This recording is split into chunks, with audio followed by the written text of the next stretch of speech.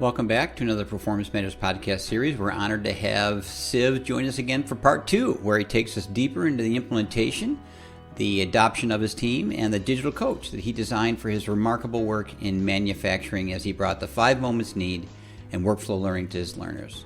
Give a listen, friends. Welcome. This is Gottfredson, and this is our second session with our mighty friend Siv to talk about some of the challenges in the manufacturing environment of training to performance and enabling people to perform effectively on the job, on the manufacturing floor. Siv, welcome again to this second installment. You're a mighty leader and have tremendous experience in the manufacturing world. How many years have you been at this manufacturing side of things? More than 20 years. Yeah, a lot of experience. And in our last podcast, you discussed how you chose a team, brought them up, got them up and going, got them skilled and moving forward. In this one, we're going to talk about then implementing a digital coach and then bring the people who are onboarding or moving to a new line, how you get them skilled up in this approach that we're taking. There's some real challenges in that. So can you take just a moment and introduce yourself again to the group so that they can know why you speak with such experience? Thank you very much, Con. Appreciate you bringing me into this conversation again. So I go by Sivaram Jambunathan. I'm originally from India. I've lived and worked in 3 different countries. I studied to be an engineer. I worked as an engineer for a couple of years and then moved into human resources and never went back after that. My first stint was in a manufacturing facility in India. We were making watches. It's a high precision manufacturing environment.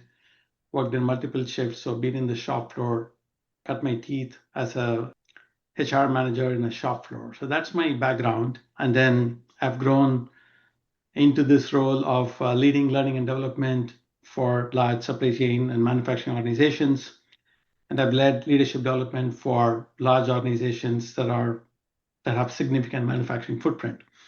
So manufacturing has always been a place where my heart is, the place where that has grown me. So when we started working with 5 moments of need, the aha for me at that point of time was, this is going to help us get that access with the business leaders, with the line leaders, with the plant managers, because their biggest concern was always, how can I skill up my people faster, but also safer? That's the biggest concern in a manufacturing environment, right? So when we think about, especially when we are coming out of COVID, the challenge was not only about people who were coming into the organization, the challenge was also about retaining the knowledge of people who had left the organization for various reasons. So we had this very significant challenge of how do we retain knowledge of people who are leaving the company in a manner in which we can capture it for easy access the next time. We also had the situation of a lot of new people who are coming into manufacturing who had never been in a manufacturing environment before.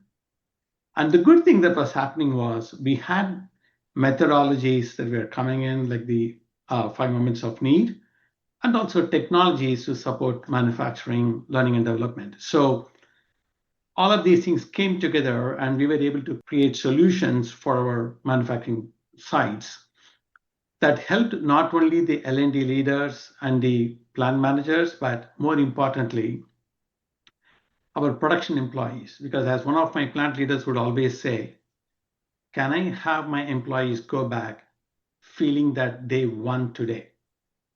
If we can figure out a way by which every employee can look at the work in front of them, feel that they've done their best, feel that they had all the resources to solve the problems that they face, and they have solved it, and they go back at the end of the day safe and feeling that they have won, that's a win for us. That's what drives engagement. So that's what led us to the success that we are going to talk about today.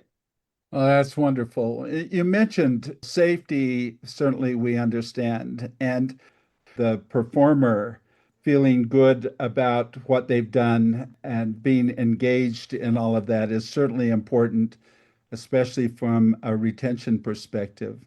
You also mentioned faster, and that seems to be an important driver. Can you tell us a little bit more about why that's a driver? When we start thinking about performance in a manufacturing environment, there are two significant changes happening in the industry. Number one is the business still expects us to be reliable in our delivery. If we were going to deliver a product, it needs to be delivered on time, in full to our customer, as expected by us. So that's one part. So that comes in the supply chain world. But the second part is we also need to be agile because the customer is looking at different changes to the product. We see there's a change in the market. We see that the consumers is preferring something. You might need to turn around and then make changes to your product in the packaging, in the way it is done, so that you can be available for the consumer at the moment of their need. So manufacturing environment, therefore, needs to be agile, flexible, and reliable all at the same time. So what happens is you not only need to educate your existing employees, you also need to bring your new employees up to speed. And you also have this challenge of people bidding for different jobs, and they move to different jobs from third shift to second shift or general shift. So when people bid and move to different jobs, the new person who's coming in should be able to do the same job at a similar level of proficiency at a much faster pace. The reason why faster is also critical is from the employee point of view. If they get qualified well on time, it impacts their pay.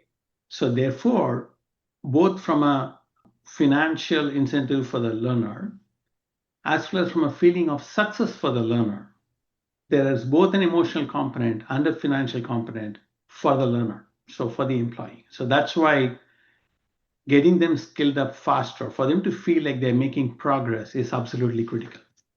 Yeah, and it seems to me in a live environment where you're coaching people, you've got two people tied up. You've got the experienced person on the manufacturing floor coaching a person who's inexperienced.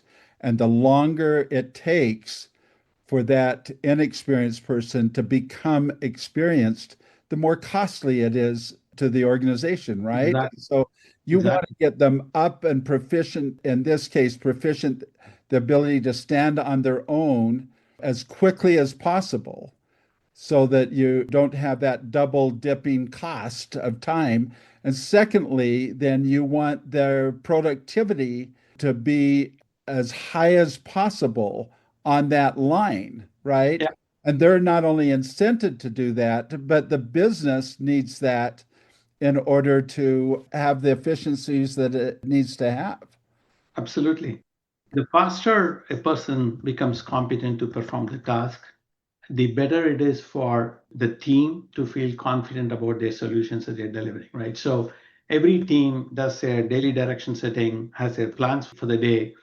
They're able to anticipate and solve for the problems that they face for the day.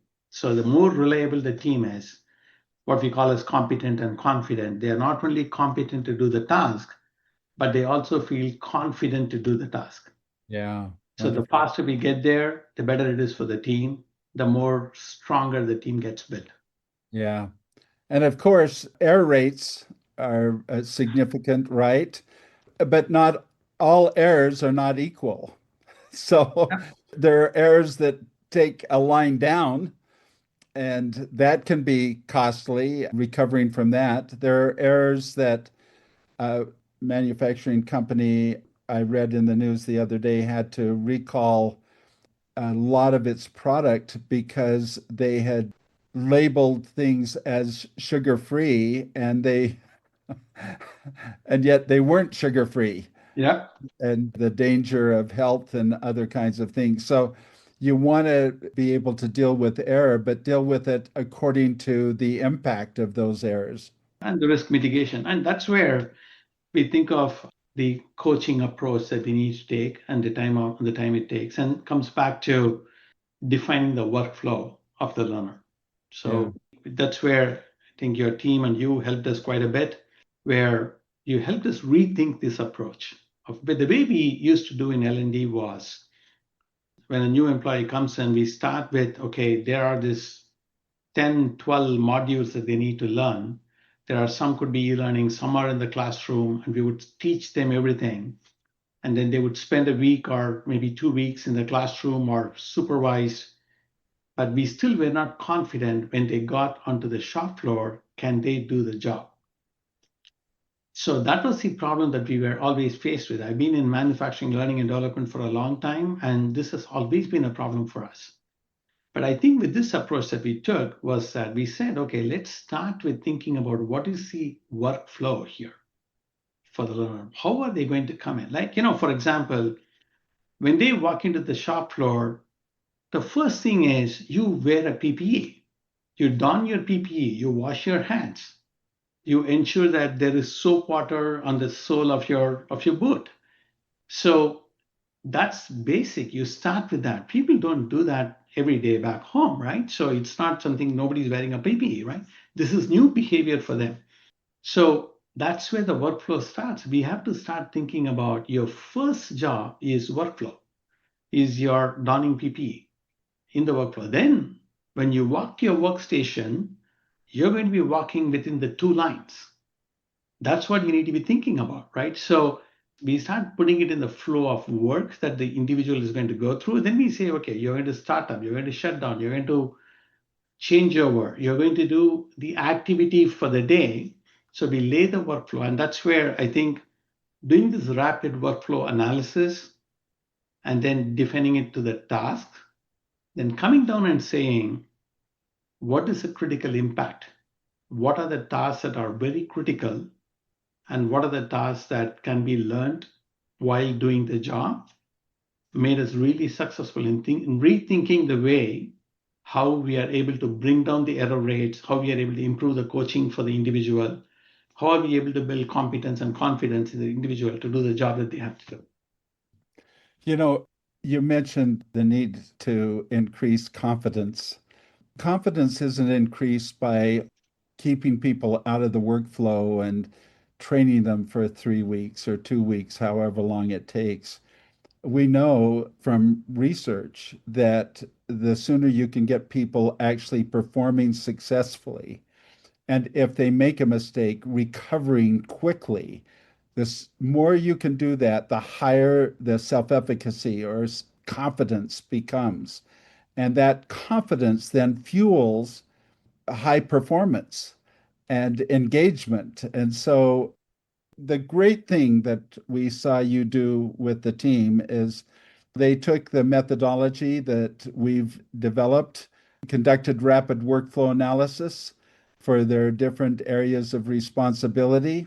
We then did critical impact of failure. They assessed every task and its associated supporting knowledge in terms of the critical impact of failure, as well as the complexity and difficulty, so that because a job task in that workflow that has a high critical impact of failure rating, but is also highly complex, that's a very different challenge. And you have to be so much more careful with that than a task that is simple and straightforward and where the critical impact of failure is such that you can recover quickly. And when you have that lens, you've got the workflow, you know what people need to do, what they need to know to do it, and then you understand which are safe and which are not safe and which are complex and not complex. Then you can begin to roll that out, bring people into their work rapidly and develop a very powerful coaching model. And that's what your team did. I Yeah. remember working with them and teaching them about targeted training. And they go, well, we don't have the luxury really of pulling people off the floor to train. We've got contracts that don't allow us to do that. We've got all kinds of things. So we've got to be able to coach. And we've got people who are doing the coaching who don't know beans about training. And so the whole challenge was, how do we bring people live onto the production line and train them rapidly, speed to independent performance like we've talked about, increase their confidence in all of that and do that in this environment. And that is a huge lift challenge. And your team cracked that code. Can you Yeah. tell us a little bit about it? Thank you for that, Con. I think the credit goes to the site L&D leaders. To give a picture once again, there was one site L&D leader who was having a greenfield plant, and he had to onboard more than 100 employees within a span of 6 to 8 months' time. People who have never worked in a manufacturing locations before, some would have come from there. In another site, we were setting up a new line, and this leader had to ensure that the new line was up and running within the critical time that we had planned for. And once again, adding new employees to the line, but the facility by itself was already there. In a third situation, it's where the contracts were a bit challenging. And this is where the site L&D leader took the decision that he would focus on the checklist that we have to build during our startups and shutdowns and how we can make that better in order for the employees to execute their task better and faster. So each situation was different, but once again, they also took the principles of how can they apply the learning of what they had learned into the situation that they were faced with, and then came up with this whole approach of coaching. So how do we coach based on where the learners are, right? So while we looked at the task and created this workflow, we said very broadly, what are the green paths and what are the red paths? So I'm oversimplifying it here, but those who are in the manufacturing environment will understand this a lot more. When we look at green paths, we look at things that can be done where the person can do it based on looking at a reference material they have, the supporting knowledge that they have. I should step back and say a couple of other things that worked in our favor too. When you do the RWA, the biggest advantage you have is you bring some of the line leaders in, you bring the process performers in. So there is already a big buy-in from them in terms of understanding what you're trying to do. So it's not L&D that is trying to solve the problem by itself, but L&D, the process performer, the employee, and the line leader, the food and safety manager. So they're all invested in this effort. So that's the biggest advantage of RWA. So when we did that, so we come back here, that's one big advantage of having this team that's working on it together while the L&D is the one who is enabling this process. The second thing that worked in our favor is we were also going after this in our company at the time, in this company, where we said we'll focus on human and organizational principles on safety, where the core principle was how can we design the system that will help employees become successful. So the safety principle was more around focusing on the systems that enable somebody to be successful rather than when a safety incident happens. In the past, the traditional approach was find the blame and fix the problem, whereas here it's fix the system, right? That's the environmental factor. And this organization had also started working towards bringing a new manufacturing technology in. So a lot of other factors came in together, but the core element was this coaching approach, coaching model of saying, once we did the RWA, we said, okay, what are all the tasks? What is critical that cannot fail? That's very dangerous, that's risky, that we have to pay attention to. Feedback given by the line leaders and the process performers. What are the tasks that could be learned on the job that even if somebody makes a mistake, there is a quick recovery. It's not a cost to the company or to the employee. So then we say the coaching framework was around how do we prepare the individual? How do we show them what needs to be done? We teach about what it is. We watch them do it, give them feedback, and then turn it over. So it's a very broad level. We said, what are the tasks that needs to be done by the individual by reading something, and they can go and do it on their own? And what are the tasks that are critical, that are high risk, where we need to make them do it, but with supervision. So this led to two big benefits for us. Number one, the employee felt that they could win because they had a task that they could learn, they could do, and they would be able to win because they can perform the task safely and competently. And they knew that for tasks that are complex, there is this senior coach who was available for me to look at it and give me feedback and work with me. The second benefit was for the coach. In a lot of instances, the coach was another senior employee. They had operated the equipment for a longer period of time. They knew the equipment like the back of their hand. They knew what they had to do. But remember, we were also managing their fatigue. With this approach, what happened is we were able to give them very good support on how they could coach better. Because this was not about them teaching all the time, but it was about practice, provide guided coaching. They had the SOPs, they had the principles, they could watch the person do it, give guided feedback, engage them, and then turn it over with supervision and then let them run it on their own. Yeah. You were So, very close to it. Tell us more about your experience watching it.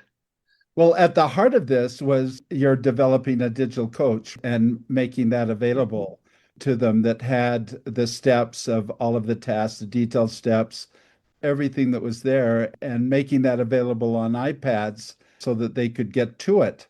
And then simplifying things. What was brilliant from the team was they created the green path and the red path.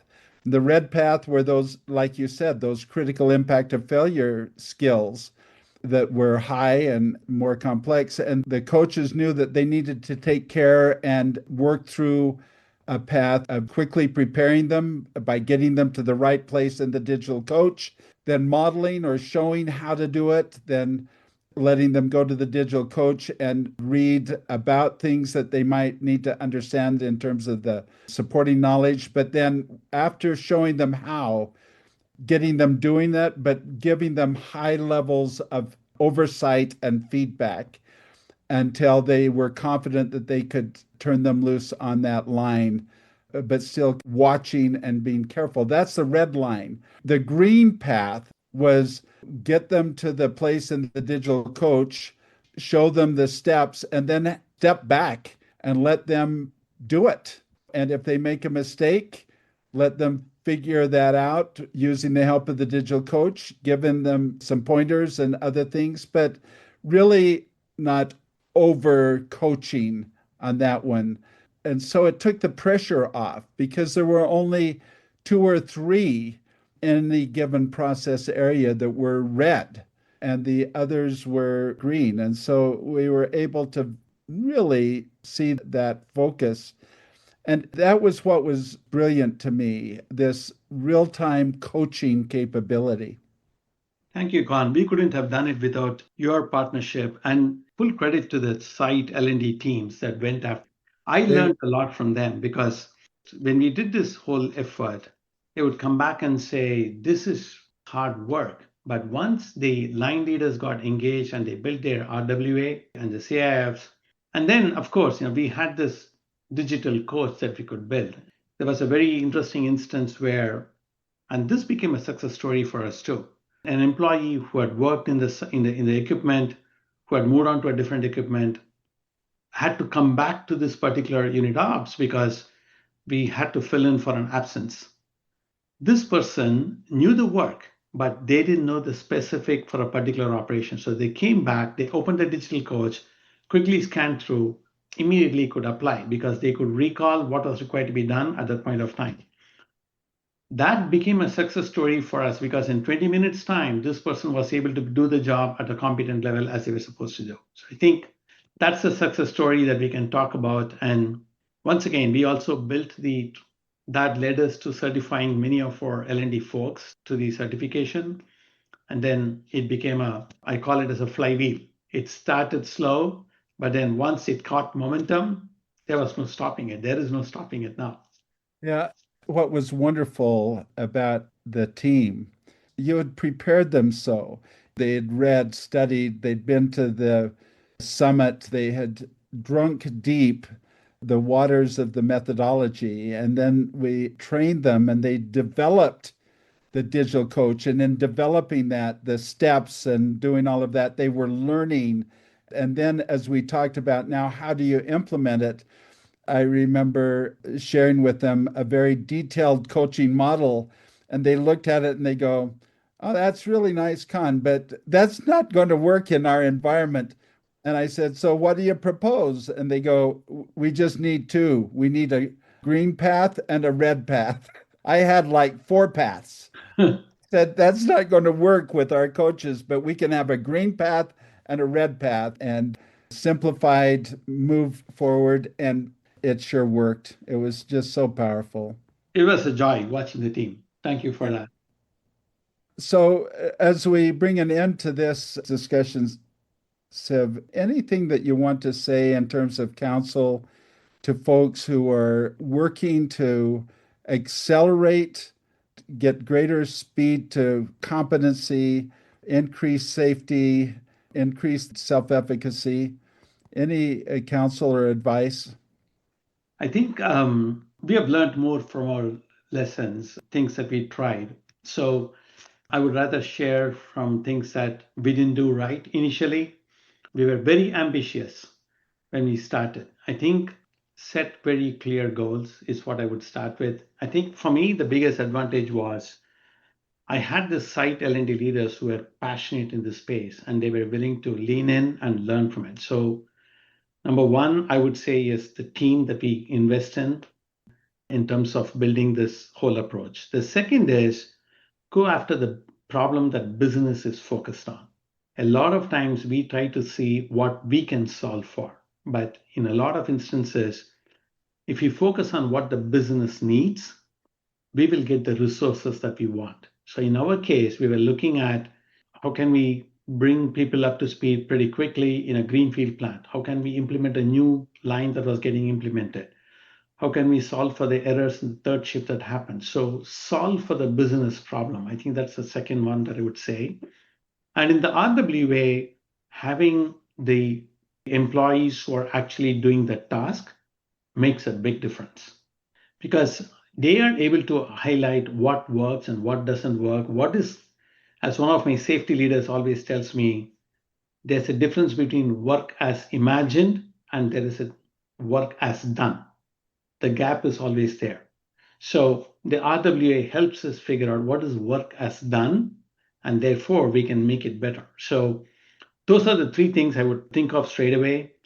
The right team that's passionate, that's interested, that wants to experiment, focus on the business problems, and engage the right folks in terms of the business leaders, in terms of the employees who are doing the task. This is the mantra for success for us. That's wonderful. You know, the other point that I thought was very helpful was from the beginning, you focused on measurable business impact. And we began talking about what are we going to measure? How are we going to measure it? But then you took a very pragmatic view, and that was there are lots of things that we can do, but in the initial phase, what's the low-hanging fruit? What data can we gather easily and readily? And how do we gather it in such a way that we can help business leaders at the plant level and then above see the value of it? And we didn't try to boil the ocean when it came to measurement initially. You're getting now to where there are things going on that allow for even greater measurement and data gathering, but you took it a step at a time, which I thought was really important and valuable insight. Thank you for that. Yeah, it evolved over a period of time, but once again, it's a great team that we had that helped us shape our thinking too. Yep. Thank you for your time today. And those of you listening, hopefully this has been helpful. There's a lot to learn from the great experience of learning leader like Siv. Thank you very much, Khan. Appreciate the time and appreciate the opportunity to share some of our learnings. Thank you. Thank you. Well, that's Take it care. for this episode of the 5 Moments of Need Performance Matters series. We look forward to future conversations around how to best put the 5 Moments of Need into practice. We welcome your feedback and can be reached on our 5 Moments of Need website, which is www.5momentsofneed.com. We hope you're finding these helpful and will subscribe to future episodes. Have a great day, friends.